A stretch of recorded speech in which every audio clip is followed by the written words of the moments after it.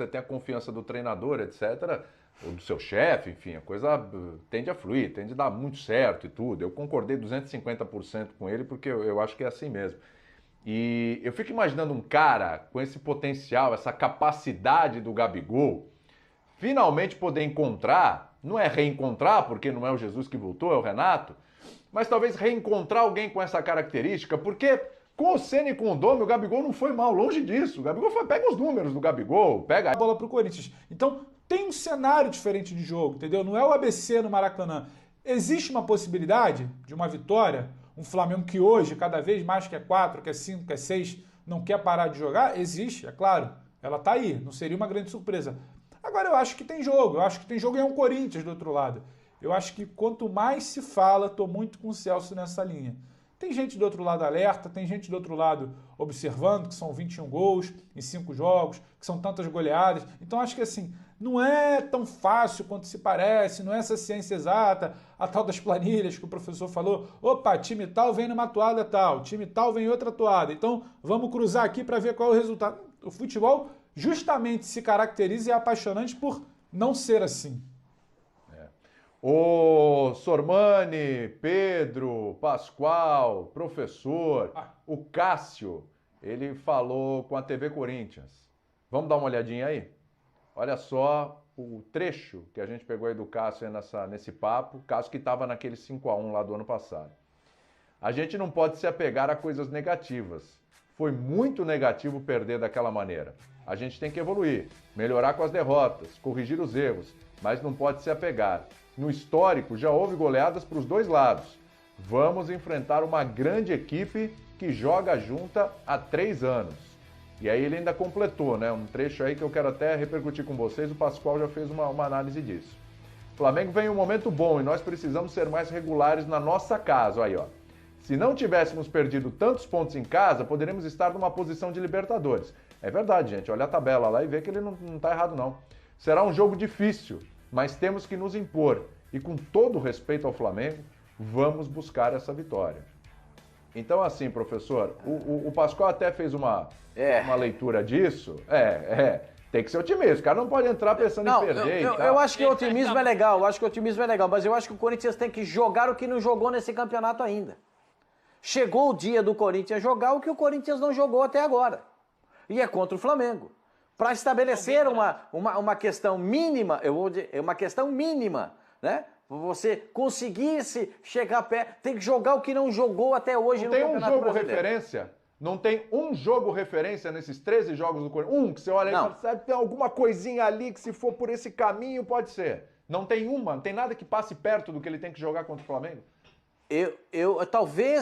Talvez o comportamento defensivo no jogo contra o Palmeiras, mas eu não sei se é o suficiente. Eu acho que vai ter que jogar mais do que jogou no Campeonato Brasileiro, em todo o Campeonato Brasileiro, nos 13 jogos. Se jogar o que vem jogando regularmente, não vai dar. Isso tem que estar muito claro para o torcedor do Corinthians. O que está jogando hoje não dá para o Corinthians jogar de mano, enxergando olho no olho o time do Flamengo. Não dá. O Corinthians, para jogar, estabelecer um padrão diferente, tem que jogar a melhor partida dele no Campeonato Brasileiro. E é muito difícil. Quando tentou fazer isso que o Pascoal falou aí, o olho no olho com o Mancini, levou de 4-1 no ano passado, né? Aliás, o Cássio falou de goleadas, o Cássio já esteve presente em muitas goleadas do Corinthians sobre o Flamengo, inclusive no Rio. Era um período que o Corinthians ganhava bem do Flamengo. Mas eu estava vendo aqui, hoje o retrospecto é 57-53 para o Flamengo. Quando o Corinthians ganhou seu último jogo contra o Flamengo, foi pela Copa do Brasil, lembra? Aquele 2-1? E pelo Brasileiro desde 2016, 4-0. Mas quando o Corinthians ganha aquela Copa do Brasil, aquele jogo da Copa do Brasil, o Corinthians tinha um retrospecto de 53 vitórias contra 51 do Flamengo. O Corinthians tinha 2 na frente, hoje ele está 4 atrás. Dos últimos 13 jogos, o Flamengo ganhou 9. Houve 4 empates. Assim como no período imediatamente anterior, aquele time com o Guerreiro, de 2013 para cá, o Corinthians também ganhou muito do Flamengo. Mas o momento é todo o Flamengo. É claro que o Cássio tem que dizer o que ele disse, até porque ele é o goleiro, né? E ele é o que está mais, acho que é o que está mais preocupado, o que está mais sem dormir. Porque vai enfrentar um time realmente que vem com tudo. Mas é isso, o Corinthians tem que fazer o jogo dele no ano. Olha, Pascoal, eu te diria que o Corinthians tem que fazer o jogo dos últimos 2 anos, viu? Considerando o que foi 2020. Mas se você levar em consideração os 2 anos, o Corinthians fez aquele jogo contra o Corinthians fez aquele jogo contra o Palmeiras, na Arena do Palmeiras, no Allianz Parque, né? Fez um gol com o Matheus Vital, tá lembrado disso, professor? E depois passou o jogo inteirinho dentro da grande área, dando o bico para cima. Então, essa pode ser uma alternativa. Sai para tentar alguma coisa logo de cara e depois fica dentro da área dando bico para cima. Foi aquele jogo do Palmeiras contra o Corinthians. Talvez o jogo a marcação, a pegada defensiva do Corinthians nesse ano do jogo contra o Palmeiras pode ser uma alternativa, mas eu acho que tem que jogar muito mais do que jogou até aqui para poder minimizar o impacto. Eu não estou falando nem se equiparar, minimizar o impacto, porque a diferença técnica entre as duas, eu não estou falando de história, hein, gente? Porque vai ter nego que vai falar, tá menosprezando o Corinthians, não estou menosprezando nada. Eu estou falando do momento. Tecnicamente, o time do Flamengo vou repetir, muito superior ao Corinthians. Não é um pouquinho, não. É muito superior ao Corinthians. Por falar... O Corinthians vai precisar evocar, William, aquela palavra. Acho que foi, não sei se foi quando o Corinthians fez 110 anos, a gente fez um programa, as pessoas pediam para definir o Corinthians em uma palavra. E eu usei uma palavra que, mais uma vez, vai ter que ser a palavra-chave para o Corinthians ter algum sucesso nesse jogo. Superação. Eu acho que a grande palavra da história do Corinthians é superação. Mari, seja bem-vinda. Agora falando sério, eu tava Esqueci de dar boa tarde, assim, educação. Não esquenta, não. A gente já tinha dado antes, né? Então tá tranquilo. Um abraço pro Felipão, pro Antero também, mais uma vez com a gente, e pra você, fã de esportes. Mari, eu acho que tem muito do aspecto psicológico, tem sim.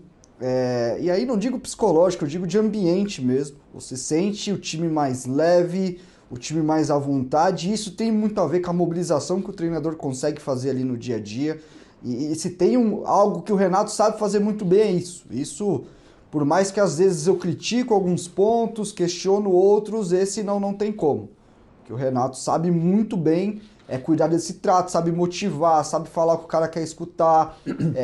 A fala dele sobre o Gabigol ter reclamado é ótima. Ele pegou um problema, colocou no bolso, jogou pra cima e colocou no bolso. Ele ainda tirou onda com o Gabriel, entendeu? Ele conseguiu abafar uma situação ali que, em outro caso, poderia ter sido um pouco muito mais sintomática para o clube. Mas tem também algumas questões de mudanças táticas. Uma por até um pouco de obrigação, né? Porque a saída do Gerson, o Arão volta para o meio de campo, então o Diego hoje é um jogador que tem um pouco mais de liberdade, já que o Arão é mais primeiro volante do que o Gerson, né? Ali quando tinha o Gerson, o Diego tinha que trabalhar muito de olho onde o Gerson estava para ele cobrir o espaço, enfim, um fazendo pelo outro. E para mim a grande questão é resgatar memórias táticas dessa equipe. Porque depois do Jorge Jesus, o Flamengo passou a ter ataques mais posicionais. E a gente já falou isso algumas vezes aqui, de você colocar jogadores em espaços específicos do campo para eles serem ponto de partida. E aí eu não estou falando do que é bom, do que é ruim. Eu estou falando do que às vezes encaixa com um grupo e com o outro não. O Guardiola faz um ataque posicional. E lá funciona muito bem. O Bragantino, aqui o Red Bull Bragantino, joga com ataque posicional e está indo muito bem. O próprio Fortaleza em vários momentos faz isso. Então não tem essa de, isso aqui não serve, isso aqui é um lixo, isso daqui é bom, e não tem. Só que ele resgatou uma memória de jogo muito mais parecida, muito mais atrelada ao que o Jorge Jesus fazia. Com uma mobilidade muito maior na frente, com os jogadores guardando poucas posições. Por serem jogadores inteligentes, eles sabem ocupar espaços e ir trocando desses espaços para que faça sentido. Olha essa jogada. O time fica mais intuitivo na frente. Fica mais da base do talento do jogador. Até agora está funcionando. Existem situações que ele vai precisar mexer alguma coisa, vai precisar criar algum mecanismo para abrir defesa, enfim. Tá indo muito bem até agora, mas como ele falou, vários cenários ainda vão vir. Mas se tem algo para mim que ele aproveita muito bem, é essa memória tática dos jogadores. E aí a gente tá falando, como o Antero falou, da mesma base de jogadores. Esses jogadores já se conhecem muito bem dentro de campo. Eles sabem como que cada um quer receber a bola, como que cada um fica mais confortável. Sabe de cor a perna boa e a perna ruim do companheiro. Então isso facilita muito. Você ter uma base de trabalho, principalmente desse quarteto de frente, que os caras devem ver mais devem ficar mais entre eles do que com as famílias, aí a coisa você consegue utilizar isso. E o Renato, com o mérito dele, ele tá conseguindo dar andamento e recuperar essa situação. Para mim, sim, o Flamengo, claro que a gente tem que ter calma. Esse Flamengo vai ser a mesma coisa? Não sei. Mas hoje a maneira de jogar tá muito mais próxima do que era com o Jorge Jesus do que foi com o Domi e com o Rogério, que tinham uma outra maneira de ser ofensivos. Ô, Antero, Oi, diga. você pediu a palavra, eu vou só colocar uma tela e aí eu já jogo para vocês conectar o comentário do Renato, porque a gente tem uma tela com os números do Renato nessa chegada, até comparando, vou pedir para a produção colocar na tela, porque eu jogaria para você se o Renato tá com começo de trabalho, ok, sabemos disso, mas se pelo que você sente, até pelo clima de sinergia com a torcida, mesmo com portões fechados e tal, se é o primeiro cara que você vê com a possibilidade de, digamos, expurgar a sombra de Jorge Jesus da Gávea. Então vamos lá, os primeiros 5 jogos dos 4 comandantes, incluindo o Renato Gaúcho. Tem muito número, eu vou focar no aproveitamento. 40% do Jesus, a gente precisa lembrar que começou difícil, teve aquele jogo com o Bahia e tudo mais. 33,3% Domenech Torren.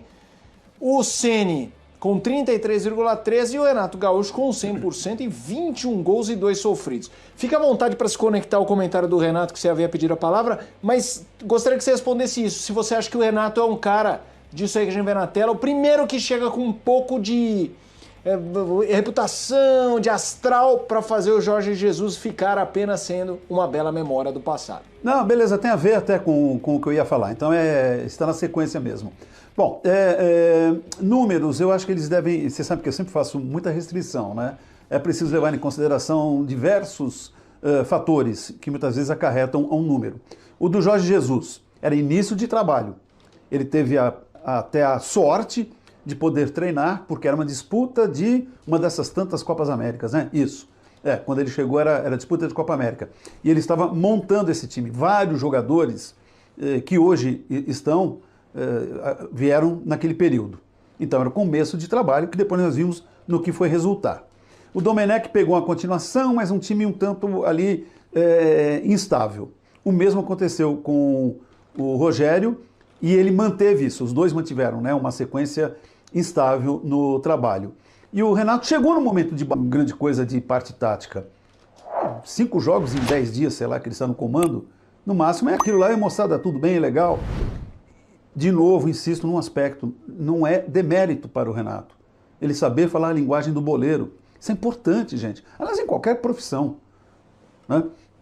E também é preciso levar em consideração, isso quer dizer, acrescentar ao que o Renato comentava, que desse time que está jogando, 9 estavam em 2019.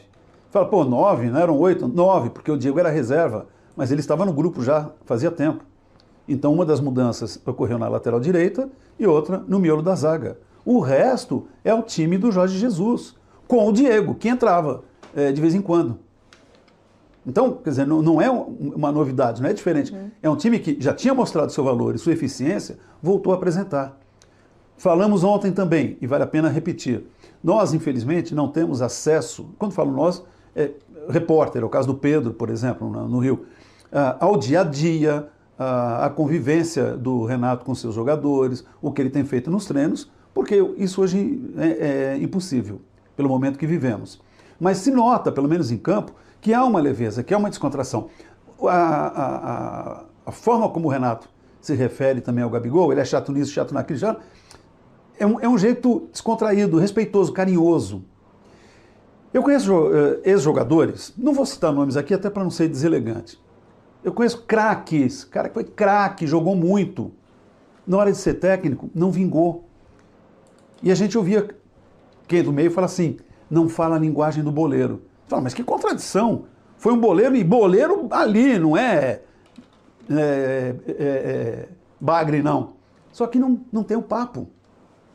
Tem alguns, ao contrário, que não foram grandes jogadores. Vamos citar um? Aí para elogiar, a gente cita, né? O Filipão. O Filipão era um zagueiro ali, o Tite também. Mas fala a linguagem dos jogadores. O Filipão, sobretudo, né? Eles chegam fácil. O Renato está nessa categoria. Aliando as duas coisas, né? Jogou muito e jogou muito, malandrão, bom vivan, Dom Juan, aquelas coisas todas que a gente sabe. Então ele conhece também os migué, as malandragens que o jogador apresenta, entendeu? E ele se comunica muito facilmente com os atletas. E isso é legal. Então, ele